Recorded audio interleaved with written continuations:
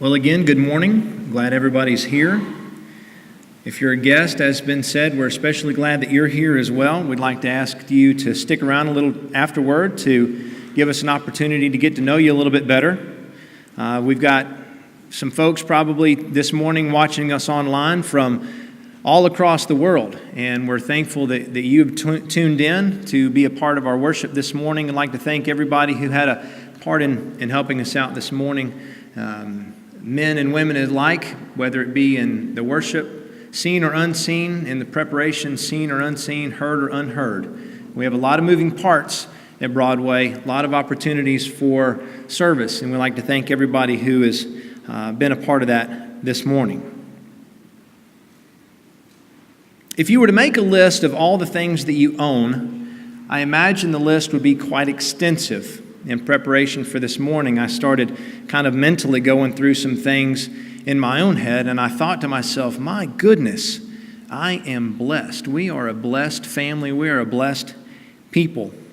But one item in particular that I've grown quite fond of over the years is my old pickup truck. I bought it back when I was 27 years old. Bought it from Chuck Mullen right there in the middle. And I asked Leslie, I said, we were kind of newlyweds, and I said, hon, I'm thinking about buying this truck. It's a pretty good substantial purchase. What do you think? And she says, that's fine, but I don't want you to just buy and sell like I know your mind thinks. And I said, honey, I promise I'll keep it until I'm like 30. And she goes, great, you're going to keep it for 3 whole years. And I was like, oh, wait, I am getting old. And so fast forward 17 years later, and I still have it. And it's still something that I hold dear to me. It gets me to point A and point B. Yes, it could use a few upgrades, some modifications, maybe a new hood, maybe bang out a few dents. But hey, that gives it character, right? I wouldn't be able to take it into the woods if it was perfect. The passage that we read talks about ownership through piercing. And as I was thinking about this morning, I was thinking, what does piercing look like? You think of most of you probably think about piercing your ear, but I did some looking online, and I Googled it and came up with some pictures that I think might be a little over the top, maybe a little extreme. So here's one picture that I've got of a piercing. This guy liked piercings.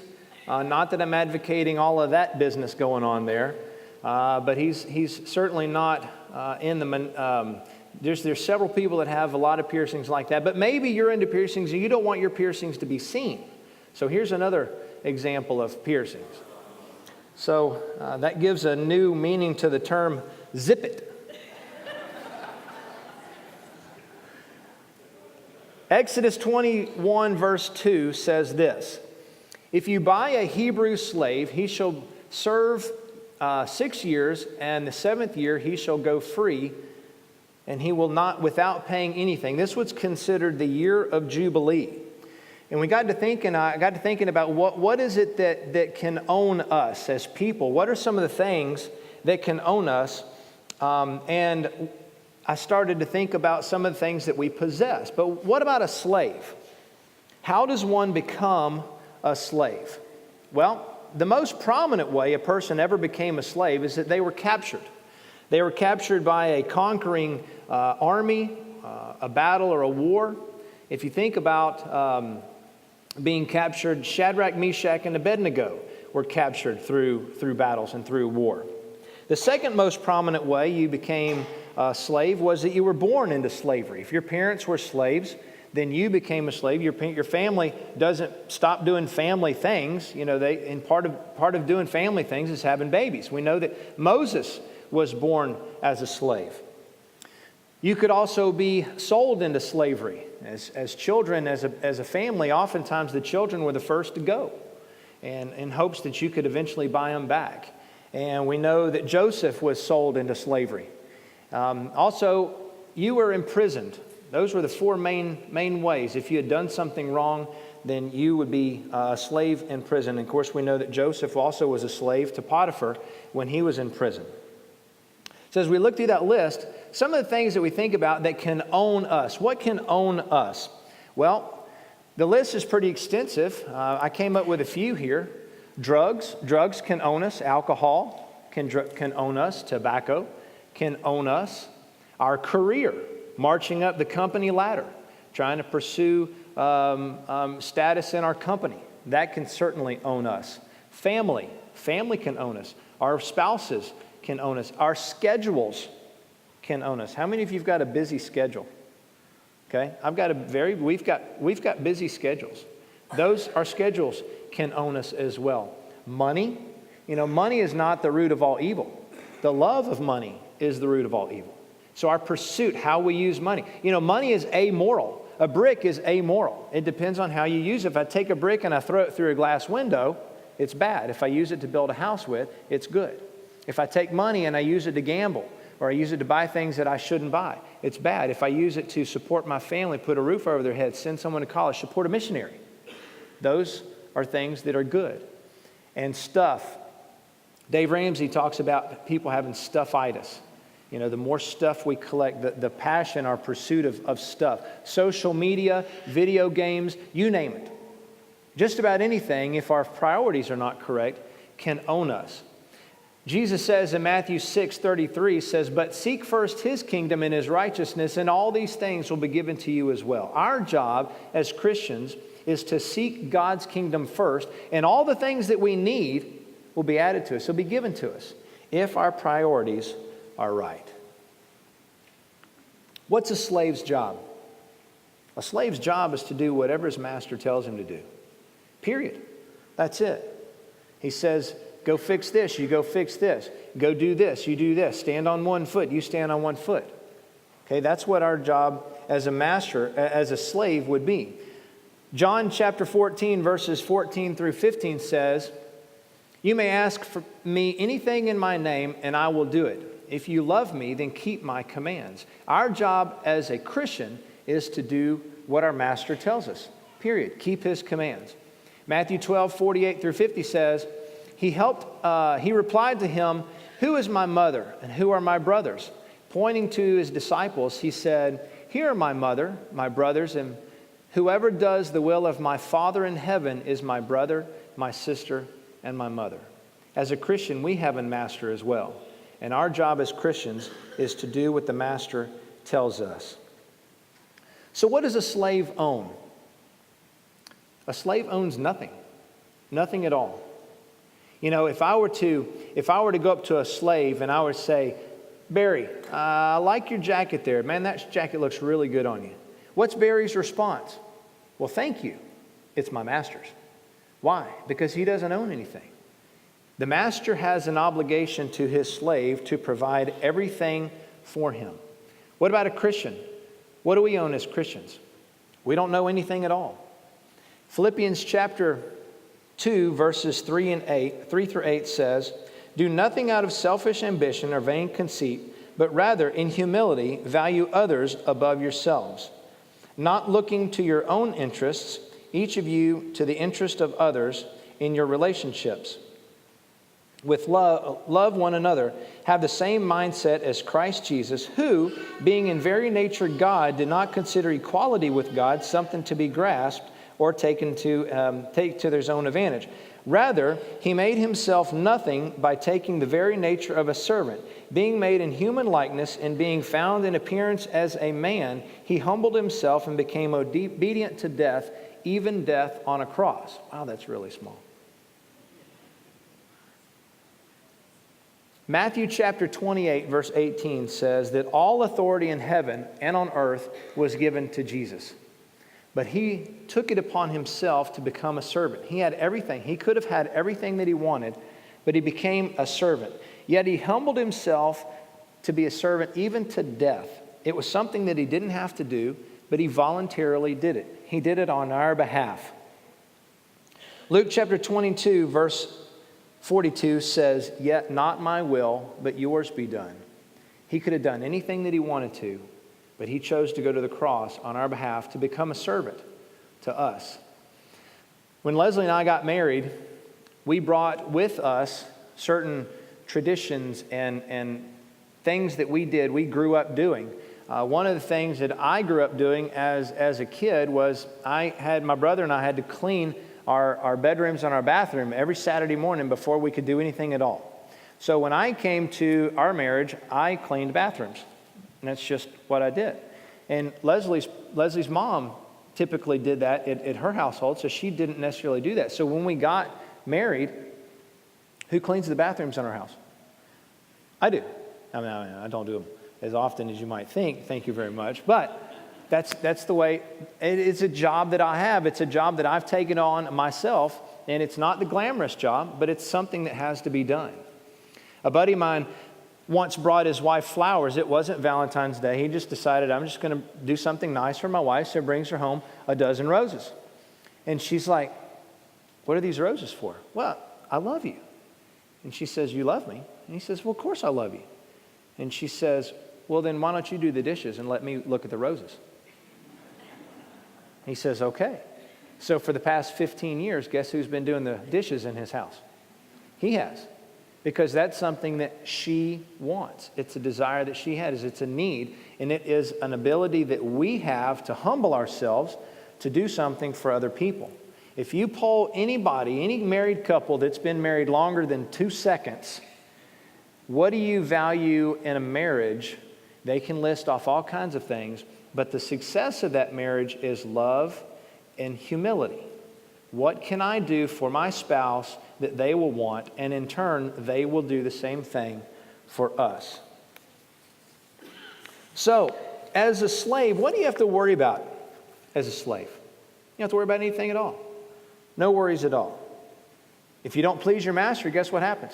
You're going to get in trouble. You ain't going to worry about it. You just know it's going to happen. Do you have to worry about a roof over your head? No. Food on your table? No. Clothes on your back? No. That's the master's responsibility. And guess what? If the master cannot provide for you, he has an obligation to let you go free. That's his job. That's not ours. So what do we as Christians have to worry about? Nothing. Nothing. Matthew chapter 6, 31 through 34 says this, so do not worry, saying, what shall I eat, what shall I drink, or what shall I wear? For the pagans run after these things. But seek first his kingdom and his righteousness, and all these things will be given to you as well. Therefore, do not worry about tomorrow, for tomorrow will worry about itself. Each day has enough trouble of its own. Do not worry. Do not worry. He says it twice. It must be important if he says it twice. Do not worry. We have an obligation. We don't have to worry about anything at all, because God is going to take care of us. Seek first his kingdom. That's our job as a Christian, to seek first God's kingdom.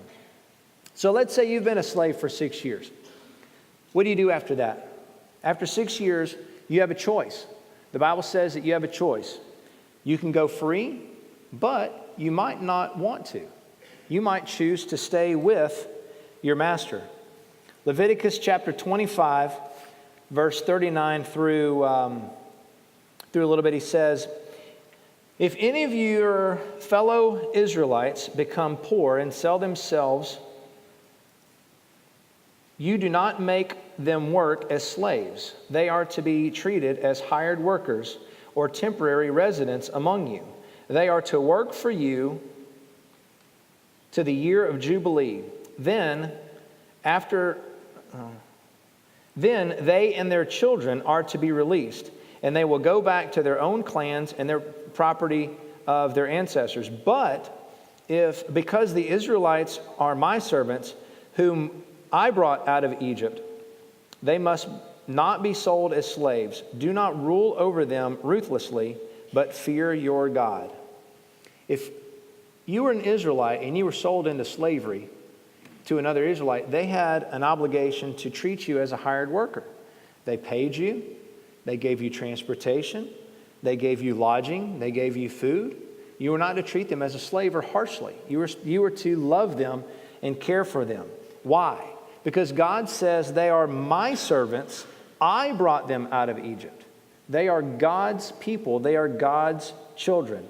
And then one of the weirdest passages in the Bible comes from Exodus 21, 5 through 6. But if a servant declares, I love my master and my wife and my children, and I do not want to go free, then his master must take him before the judges.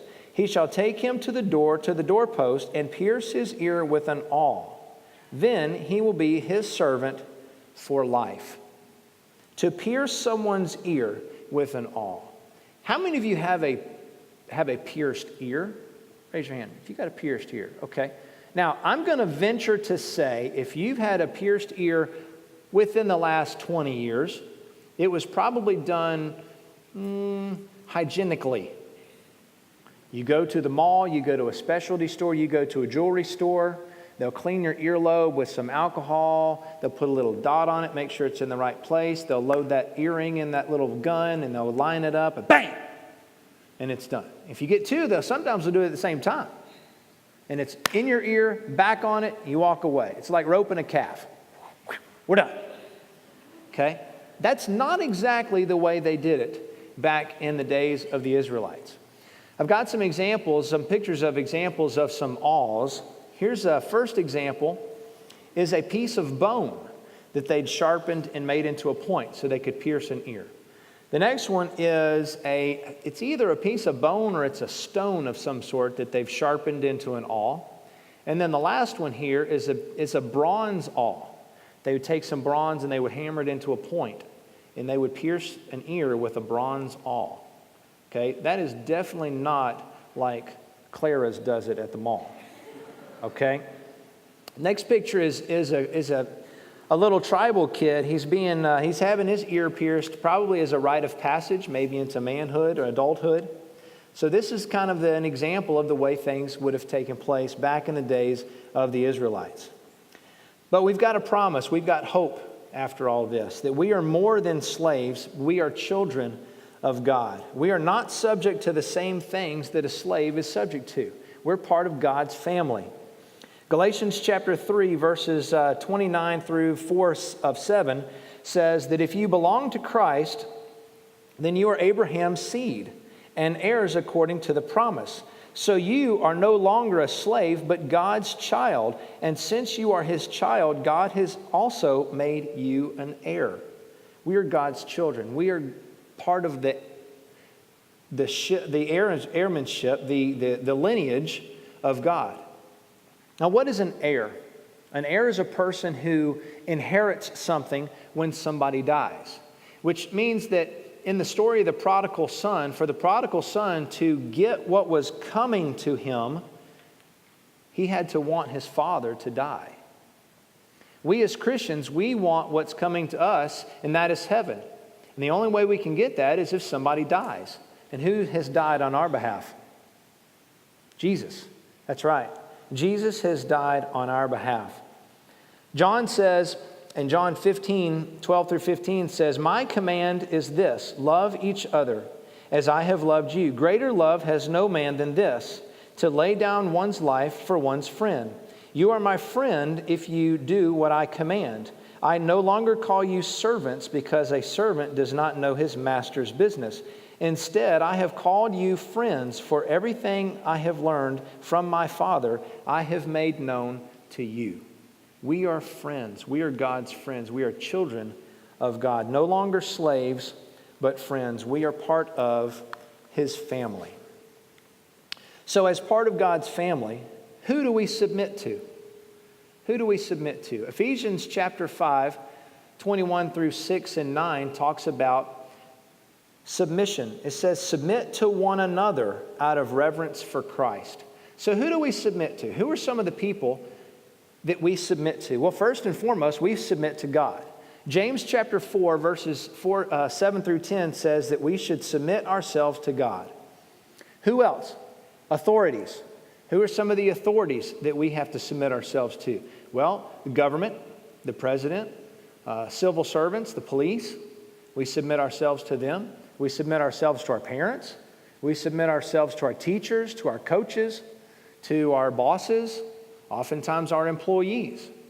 Okay, so authority figures. What about our spouses?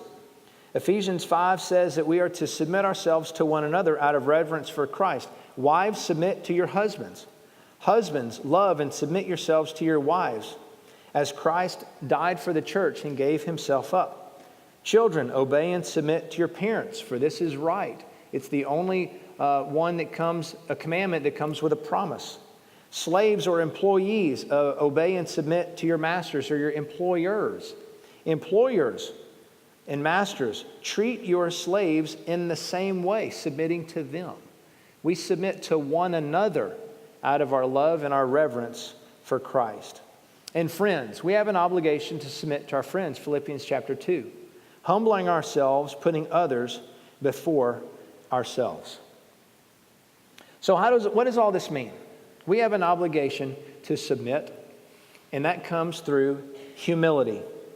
And in order to help to illustrate this point, I need a couple, and I've already asked Tom and Signe Clayton to join me up here on stage. Humility is the key to submission, and submission is the key to ownership. The Bible says in Matthew chapter 13, verses 44 through 46, that says that the kingdom of heaven is like a treasure hidden in a field. When a man found it, he hid it again, and he, in his joy, went and sold all that he had, and he bought the field. Again, the kingdom of heaven is like a merchant looking for a fine pearl. When he finds one of great value, he went out and he sold everything and he bought it. Guys, if we have got something that we have found of great value, it is our obligation, our duty to get rid of everything that we have, to sell everything that we have and latch hold of it. Okay, so I've got here a section of rope. Okay, Tom, I'm going to give you this section of rope. I'm going to stand over here and get all my twists out here. Signe, I'm going to give you a section of rope. Okay, this is a married couple. Okay, and Tom and Signe both have needs in their marriage. Okay, so what are some of the and each of you in your marriages, you've got needs, you've got things that you want out of a marriage. What are some of the things that you want out of a marriage?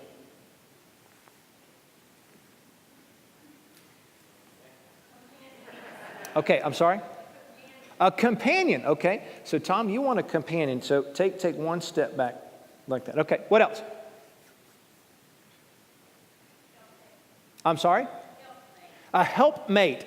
Very good. Very similar to a companion, but just a little bit different. So now you want a helpmate, so you take a step back. Okay, what else? Trust. Excellent. Tom, you want trust in a marriage, don't you? Take another step back there. Okay. What else? Support. We want support. You want support in your marriage, don't you? Take another big step back there. Okay. What else? Love. Tom, you want love, don't you? Take another step back a little bit like that. Okay. I'm noticing something here. Tom, how comfortable are you here, buddy? I'm at the end of my rope. At the end of your... I see what you did there. That was good. That was good. Okay. Okay. Signe, you comfortable? How long you reckon you could stay that way? You needed a taller person. I needed a taller person. Okay. With longer arms. Longer arms. Not very comfortable at all. Okay. How many of you know a marriage that looks like this? Pulling and struggling to even stay on your feet because you want something, your spouse wants something, it's different, and you're wanting what you want, not concerned about what your spouse wants. Okay? How do you fix this? Who wins in this situation? Nobody. How do you win in a marriage?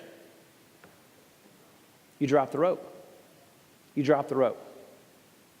Our obligation in a marriage is to submit, thank you, sir, to the needs of the others. Thank you.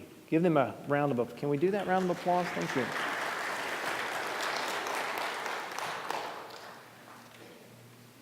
The best way to win in a marriage is to let go, is to submit to the other ones, to submit to the needs of the other one. The best way to win in your relationship with God is to submit to Him and to His needs.